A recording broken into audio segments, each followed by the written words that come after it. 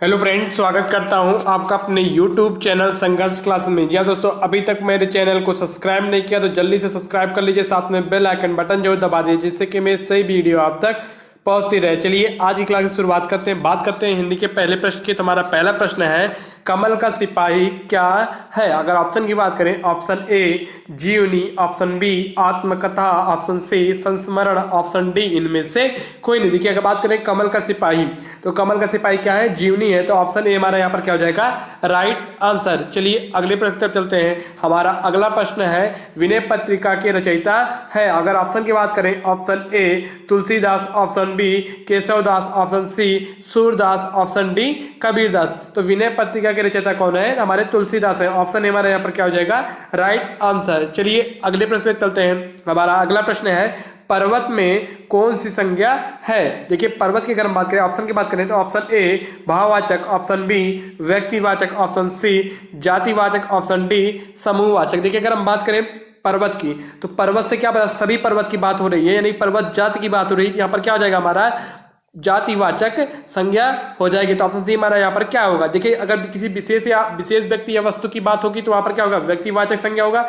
अगर कुछ लोगों की समूह की बात की होगी, जैसे समूह या भीड़ की बात हो, कुछ लोगों का समूह होगा ना, तो वहां पर क्या हो जाएगा? समूहवाचक संज्ञा हो जाएगी। जैसे बुढ़ापा, बचपना, ये सब हमारे क्या है? भाव है। तो भाव, जहां पर भाव वाली बात होगी तो वहां पर क्या हो जाएगा? भाववाचक संज्ञा होगी। लेकिन अगर बात करें पर्वत में कौन सी संज्ञा है? तो हमारी जातिवाचक संज्ञा है। ऑप्शन सी हमारे यहाँ पर क्या हो जाएगा? Right answer. चलिए अगले प्रश्न पे चलते हैं। हमारा अगला प्रश्न है, संज्ञा के स्थान पर प्रयुक्त होने वाले शब्द को कहते हैं? तो सही ऑप्शन की बात करें, ऑप्शन ए विशेषण, ऑप्शन बी सर्वनाम, ऑप्शन सी क्रिया, ऑप्शन डी इनमें से कोई नहीं। देखिए संज्ञा के स्थान पर कौन से शब्द प्रयोग किए जाते हैं? सर्वनाम। ऑप्शन बी हमारा क्या हो जाएगा यहाँ पर? Right answer. यानी कि संज्ञा के स्थान पर प्रयुक्त होने वाले शब्द क्या कहलाते हैं? सर्वनाम कहलाते हैं। ऑप्शन बी हमारा क्या हो जाएगा? Right answer. चलिए अगले प्रश्न तक चलते हैं। हमारा अगला प्रश्न है, जिस क्रिया विशेषण शब्द से कार्य के होने का समय ज्ञात हो वह कौन सा क्रिया विशेषण है? अगर ऑप्शन की बात करें, ऑप्शन ए रीतिवाचक, ऑप्शन बी कालवाचक, ऑप्शन सी परिमाणवाचक, ऑप्शन डी स्थानवाचक। देखिए अगर हम बात करें, जिस क्रिया विशेषण शब्द से कार्य के होने का समय ज्ञात हो वह कौन सा क्रिया विशेषण कहलाएगा? वह हमारा कालवाचक क्रिया विशेषण कहलाएगा। ऑप्शन बी हमारा क्या हो जाएगा यहाँ पर? Right answer. चलिए अगला प्रश्न है, पीपर पात सरिस मंडोला पंक्ति में अलंकार है? अगर ऑप्शन की बात करें, ऑप्शन ए अनुप्रास अलंकार, ऑप्शन बी उपमा अलंकार, ऑप्शन सी श्लेष अलंकार, ऑप्शन डी इनमें से कोई नहीं। देखिए अगर हम बात करें अनुप्रास अलंकार की, तो अनुप्रास में अलंकार क्या होता है? एक ही वर्ण की आवृत्ति क्या होती है? बार बार होती है, तो वहां पर क्या होता है? अनुप्रास अलंकार होता है। श्लेष अलंकार की बात करें, कोई एक शब्द आएगा, कोई शब्द क्या हो, शब्द एक हो अर्थ अनेक हो, तो वहां पर क्या होता है? श्लेष अलंकार होता है। लेकिन उपमा अलंकार में अगर आपने मेरे क्लास ली होगी तो मैंने बताया था, उपमा अलंकार में सा से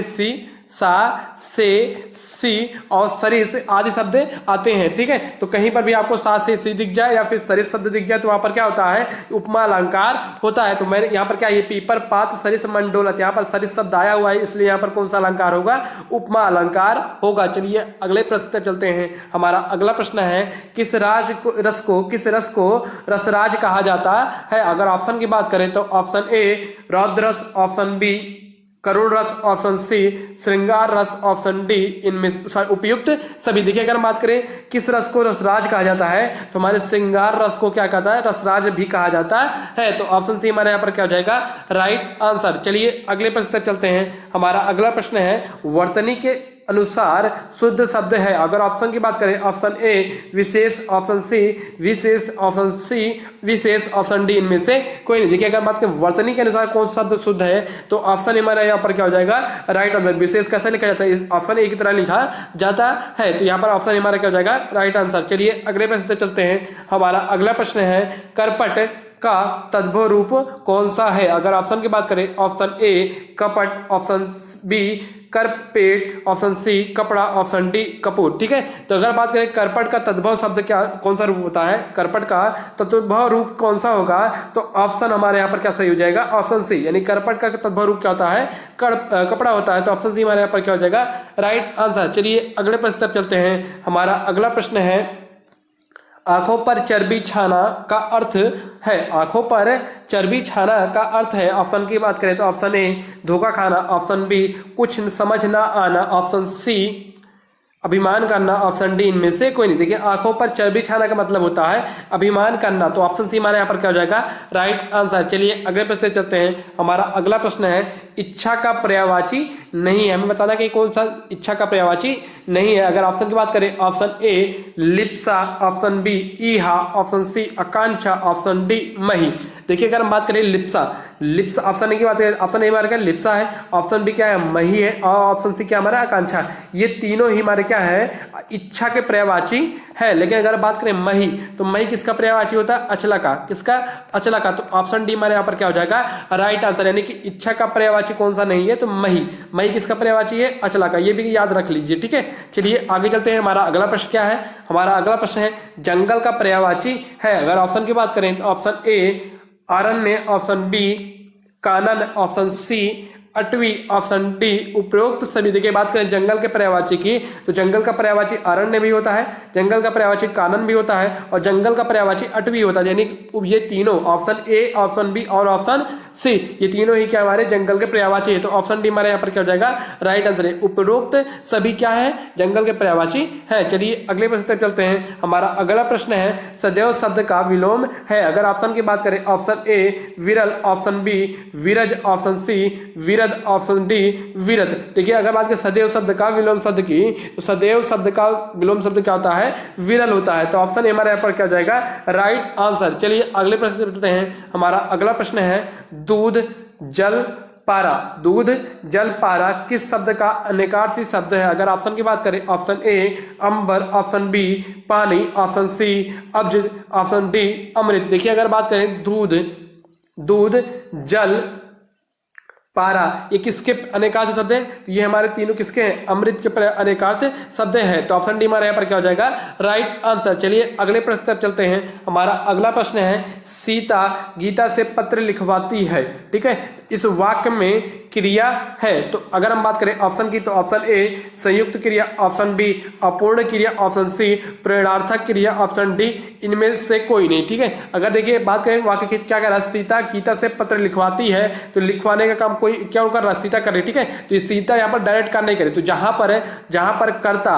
पर कर्ता का सीधा संबंध क्रिया से नहीं होता है, जहां पर कर्ता का संबंध क्रिया से सीधा नहीं होता है, वहां पर कौन सी क्रिया होती है प्रेरणार्थक क्रिया होती है। तो ऑप्शन सी हमारा क्या हो जाएगा यहाँ पर राइट आंसर। चलिए अगले प्रश्न पे चलते हैं। हमारा अगला प्रश्न है गंगा जल में कौन सा समास है। अगर ऑप्शन की बात करें ऑप्शन ए द्वंद्व समास, ऑप्शन बी तत्पुरुष समास, ऑप्शन सी अव्ययीभाव समास, ऑप्शन डी बहुब्रीहि समास। देखिए गंगा जल यानी कि गंगा का जल, जब इसका समाज विग्रह करेंगे तो क्या हो जाएगा गंगा का जल, यहाँ पर क्या हो जाएगा का आ जाएगा, तो क्या का हमारे कारक चिन्ह है, इसलिए यहाँ पर क्या हो जाएगा तत्पुरुष समास होगा। अगर द्वंद्व समास की बात करें तो इसमें क्या होता है योजक चिन्ह आता है। अव्ययीभाव में समास करें तो पहला हमारा क्या शब्द जो भी होगा उस पर पहले क्या उपसर्ग लगा होगा, ठीक है। तो उपसर्ग युक्त शब्द क्या कहलाएगा अव्ययीभाव समास कहलाएगा, और जिसमें योजक चिन्ह आपको दिख जाए तो वहां पर कहता है द्वंद्व समास होता है। तो यहाँ पर इस वाले के लिए गंगा जल में कौन सा समास है, तो हमारा तत्पुरुष समास है, ऑप्शन बी हमारा क्या हो जाएगा राइट आंसर। चलिए अगले प्रश्न तक चलते हैं। हमारा अगला प्रश्न है उज्जवल में कौन सी संधि है। अगर उज्जवल में कौन सी संधि की बात करें तो ऑप्शन की बात करें तो ऑप्शन ए स्वर संधि, ऑप्शन बी व्यंजन संधि, ऑप्शन सी विसर्ग संधि, ऑप्शन डी इनमें से कोई नहीं। की बात करें उज्जवल की, तो उज्जवल का अगर हम संधि विच्छेद करते हैं, अगर हम उज्जवल का संधि विच्छेद करें तो क्या होता है उत धन ज्वल होगा, ठीक है। क्या होगा उत धन ज्वल होगा। तो यहाँ पर देखिए ता यानी कि यहाँ पर कोई क्या व्यंजन का मेल हो रहा है ना, तो यहाँ पर सीधे जान जाइए जब व्यंजन का मेल किसी स्वर या फिर व्यंजन से हो तो वहां पर क्या होता है व्यंजन संधि होता है। तो ऑप्शन बी हमारा यहाँ पर क्या हो जाएगा राइट आंसर। यानी कि उज्जवल में कौन सी संधि है, तो उज्जवल में व्यंजन संधि है, तो ऑप्शन बी हमारा क्या हो जाएगा यहाँ पर राइट आंसर। चलिए अगले प्रश्न चलते हैं। हमारा अगला प्रश्न है निम्नलिखित में से संयुक्त स्वर है। देखिए ऑप्शन की बात करें तो ऑप्शन ए तो क्या है ए, ऑप्शन बी ए, ऑप्शन सी ओ, ऑप्शन डी उपरोक्त सभी। देखिए अगर बात करें संयुक्त स्वर, तो संयुक्त स्वर कौन से होते हैं, कितने होते हैं, तो संयुक्त स्वर हमारे 4 होते हैं। कौन कौन से होते हैं, अगर हम बात करें कौन कौन से, तो कौन कौन से होते हैं, तो ए होता है, ए होता है, ओ होता है और अ होता है, ठीक है। संयुक्त स्वर का मतलब क्या है, ऐसे स्वर जो दो स्वरों से मिलकर बने होते हैं उन्हें क्या कहते हैं संयुक्त स्वर कहते हैं। तो इनमें देखिए हमारा कौन कौन सा होता है ए, ओ और अ होता है। ये चारों हमारे क्या है, संयुक्त स्वर है। तो यहाँ पर तीनों ऑप्शन में है, ए भी है, ए भी और ओ भी है। ये तीनों ही हमारे क्या है, संयुक्त स्वर है। तो ऑप्शन डी हमारे यहाँ पर क्या हो जाएगा, राइट आंसर। चलिए अगले प्रश्न चलते हैं। हमारा अगला प्रश्न है, मेरी पौभादा हरो राधा नागर सोए जा तन की झाई परे श्याम हरित दुति होए। ठीक है, इसमें प्रयुक्त पंक्ति में कौन सा छंद है? अगर ऑप्शन की बात करें तो ऑप्शन ए चौपाई, ऑप्शन बी दोहा, ऑप्शन सी रोला, ऑप्शन डी सोरठा। देखिए अगर हम बात करें, मेरी बाधा हरो राधा नागर सोए जातन की छाई पर शाम दरे हरित दुति होने में, देखिए अगर आप मात्रा गिनेंगे तो देखिए माँ पे कौन सा है, एक ही मात्रा, मतलब दो हो जाएगा, दो मात्रा हो जाएगा, दो दीर्घ हो जाएगा। रा पे भी क्या दीर्घ हो जाएगा, फिर क्या भाव में एक एक हो जाएगा, बाधा में दो दो हो जाएगा, और हरों में दो एक और दो होगा। ठीक, क्या होगा, एक और दो। गिन लीजिए कितने मात्रा है, तो दो दो चार, दो छः, और छः दो आठ, आठ दो दस, दस एक ग्यारह, ग्यारह ग्यारह दो तेरह। यानी कि अगर इसकी बात करें तो यहाँ पर कितनी है, 13 है। ठीक है, अगर हम देखते 13 है तो इसमें अगर तीसरे में देखते हैं, तीसरे में कितना अगर हम देखें तो यहाँ पर देखिए पहले में जा में क्या है, 2 है, तन में क्या हो जाएगा, एक एक हो जाएगा, और की में 2 हो जाएगा।